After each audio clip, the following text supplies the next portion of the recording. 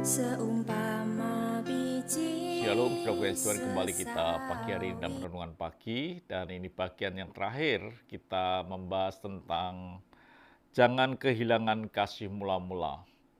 Tetapi saya katakan ketika sudah punya waktu, sudah bisa menyelidiki ulang di dalam kebenaran firman Tuhan, dan saya percaya bahwa saudara akan mendapatkan sesuatu yang jauh lebih dahsyat lagi, karena firman Tuhan itu sesuatu yang tidak akan pernah habis ketika kita menggalinya, dan selalu baru setiap hari. Saudaraku yang kasih Tuhan, di bagian terakhir ini kita akan membahas tentang apa itu kasih agape secara sederhana, singkat saja. Tapi sebelumnya kita akan lihat satu ayat dalam 1 Korintus 14 ayat yang pertama, yang bagian A saja. Kejarlah kasih itu. Ada satu kalimat dikatakan kita harus mengejar akan kasih itu. Yang dimaksud mengejar ini bukan kasih yang biasa saja, tetapi kasih yang Tuhan punya. Itu yang kita kejar. Karena kenapa kita harus mengejar kasihnya Tuhan atau kasih agape? Karena kasih agape itu kita tidak bisa menghasilkan sendiri kasih agape itu dalam hidup kita.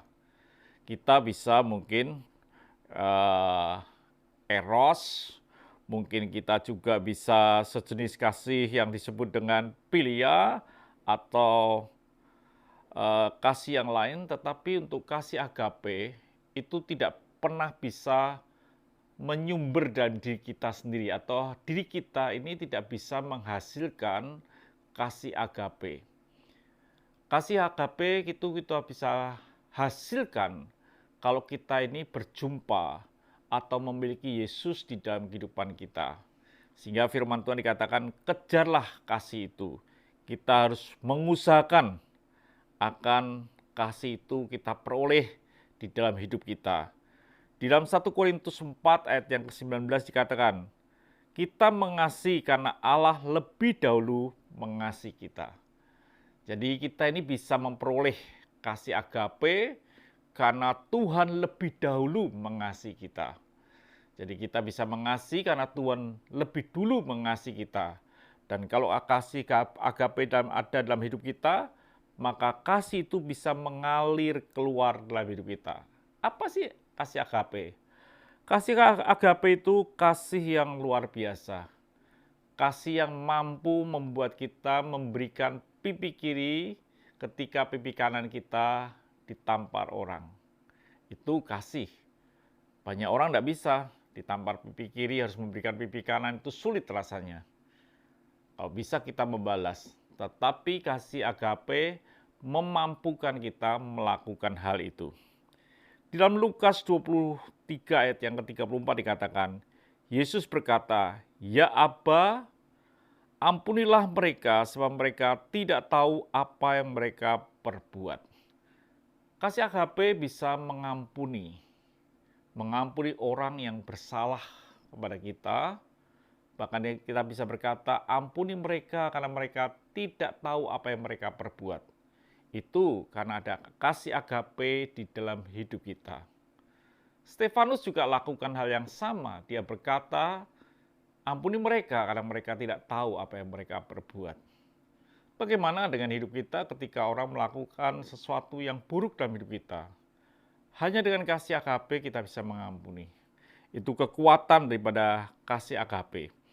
Dalam Lukas 6 ayat yang ke-7 dikatakan, tetapi kepadamu yang mendengarkan aku berkata, kasihilah musuhmu, berbuatlah baik kepada orang yang membenci kamu.